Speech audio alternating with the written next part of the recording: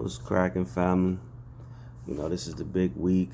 Those that have been following Dynasty Sports Media, man, I appreciate it. You know, really didn't have a solid plan, just jumped in, talked about sports, did sports analysis, pay attention. Our main focus is focus on the draft, the prospects, NFL, NBA, predictions about the playoffs, whereas MLB, NBA, NFL, and March Madness. So, conscious enough to know that the major sports um, platforms out here, they're going to have a heads up on a lot of stuff. They're going to have the breaking news. And if I could just get a breaking news that you just got from ESPN, what's the use of that? So, main focus is really just detail analysis. I feel like, definitely come with awesome drafts. Doing the fantasy and food, where you can doing the traveling and talking fantasy sports, and then also just doing traveling and try to go some places that maybe some people can't go. Yeah, sports related, like going to the Muhammad Ali Museum or just going places, going to historic sites. This week is the week of the NFL drafts in Nashville, Tennessee. We'll be in attendance, representing. Anybody know that I'm sports, but the Chargers are my team, and then also the Browns, which is my hometown, Cleveland. I just want to talk about my mock draft. The mock draft is posted on the Dynasty Sports Media Instagram page and dynastysportsmedia.org on the website. I just wanted to break down some of the picks. Be honest, I go against the grain, but when I approach a mock draft, I like to approach it as if I'm the GM. I don't see what's so great about guessing who the team is going to pick if that player doesn't pan out. It's like, oh, I think the Ravens are going to pick this player. You give yourself a pat on the back, but then that player is a bust and is out the league in a year or two. So we'll go back and say, oh, maybe they should have drafted this person, or what if they draft that? So I'm going in and trying to make the right pick right now. Fuck the popular pick. Fuck who they think. I mean, if you look back at last year's mock draft, 2018, everyone had the Browns taking shit. Most of these big name people, not to really talk down of them, everybody said Browns going to take a quarterback, and they said Sam Darnold should have been the pick. Now you look at how everything's panned off, at least from last year, Sam Darnold wouldn't have been the best pick for the Browns for that first pick, even though I had him saying Bradley Chubb, which I think had a great year. So I'm just gonna break down some of my picks that might seem controversial, if those that already seen the draft. Now I got Josh Allen. Well, I'm gonna break down the top 10 and then all the other ones that might be a little controversial or weird. So I got Josh Allen going 1 to the Cardinals. A lot of talk of them getting the quarterback, getting Murray. I still believe in Josh Rosen this rookie year, and when I look at the draft, I see a lot of people mock drafts have them taking Nick Bosa. The thing about Nick Bosa, I do think he's going to be a beast, but I have questions about Bosa. I have questions about his work ethic, questions about his durability, So Josh Allen, I don't have any questions about him. I think he could be a difference maker. I think he'll be a beast in the league. When you see how sometimes defensive players just give so much impact, when we saw what Von Miller did, or go back and see what Ray Lewis did, I feel like Josh Allen can be that defensive player. So even though you don't really hear him in the conversation's number one pick, I've heard him at 2 and 3, but I say Josh Allen should be the best pick for them right now, or at least my number one pick for the Cardinals. Number 2 for San Francisco, I got Bosa going to them. Like I said, definitely top rate player. Like, he's going to be a beast, but I have questions about him. So based off what their need, I mean, San Francisco has some offensive needs, but this is really not an offensive draft. This is probably the most defensive draft that I've seen. So I say Bosa 2, 3. This is a controversial pick, but I don't even know why people look at it controversial. I got Kyler Murray going to the Jets. I'm not a Sam Darnold fan. I wasn't one going into the draft last year, and watching him play, I just don't think he's the answer. He could be another Mark Sanchez, a player that was pretty decent, but is he Sam Darnold gonna get the Jets to the Super Bowl? I don't know. You put a Kyler Murray in there with Le'Veon Bell, it could be very dynamic and shit. Honestly, on the business side, you can just think about what that's gonna do to the fans.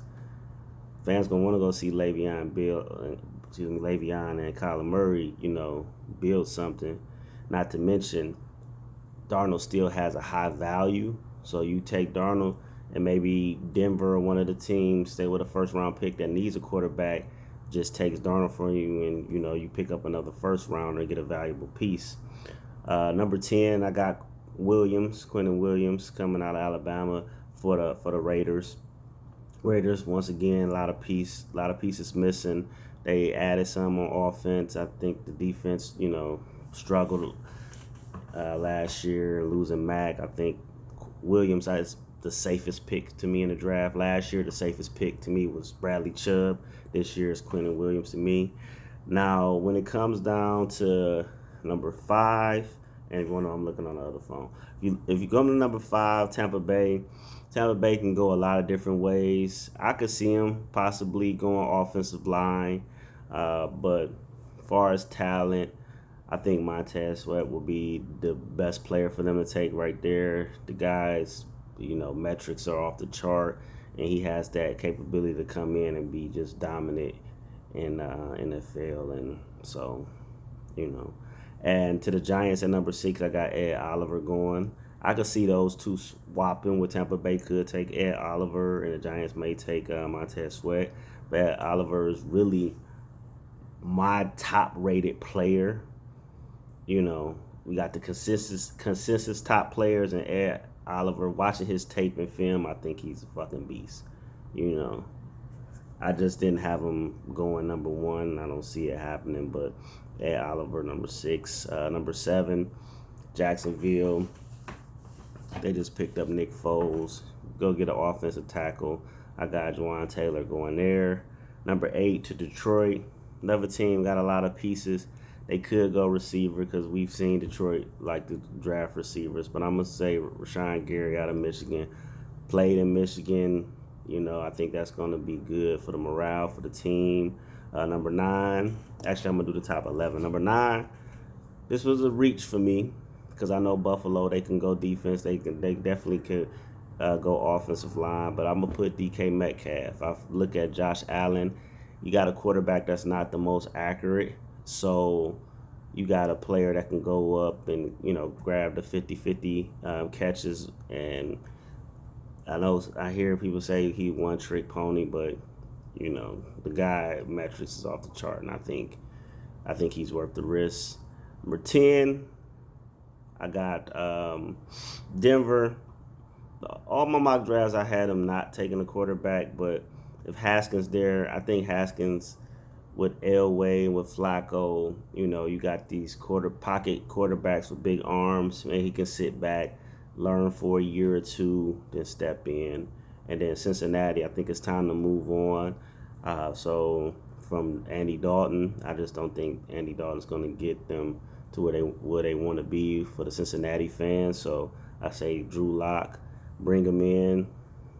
It's basically telling Andy Dalton, here, look, this is your year. You got to make something happen, or we're going to bring the young boy in. He doesn't necessarily have to start, but, if after 6 games it's looking crappy, then it's time to pull him. I had some different picks going through. I got Hockenson going 12. When I'm looking through my drafts, I got Noah Fant going to Tennessee 19. I think that's maybe some people feel like that's a reach. And other reach pick, I got Jonathan Abram going to Green Bay at 30. I see a lot of people have him listed as a second-round pick. I think he's one of the best players in this draft. Outstanding. I love the tape, love the film of him. I think he's going to be an animal. So that's just some draft talk, man. I'm really excited. Going to try to shoot some videos, maybe stream. I know the data probably be a little slow because it's gonna be real packed downtown Nashville. But yeah, man, just getting into this draft, and we want to just be able to take this to another level because, I mean, frankly, I feel like over the last years, my draft has been better than a lot of the Mel Kipers, and not to name drop, but when I compare my drafts to theirs and the success of the players that I picked, I mean, these people get paid hundreds of thousands, maybe millions of dollars to do what I do right now for free, and I'm doing a better job consistently, not just 1 year. So that's why Dynasty Sports Media is in the building. Last thing, I'm gonna talk about my 5 sleepers, and then I'm gonna wrap it up. And I'll be posting some more videos next week after the draft just to talk about the experience with y'all.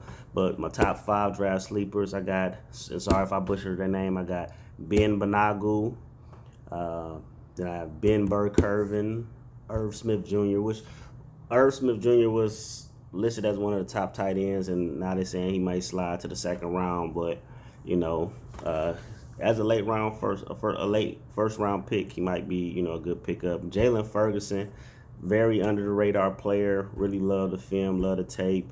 And then Tyree Jackson, a quarterback with a lot of upside, and I mean they could try to make him into the receiver, but I think that's somebody really to watch. So I thank y'all for tuning in. Support, subscribe to the channel, message me, hit me up. I got my number listed if you got a call. Thanks for supporting Dynasty Sports Media. You have a good one.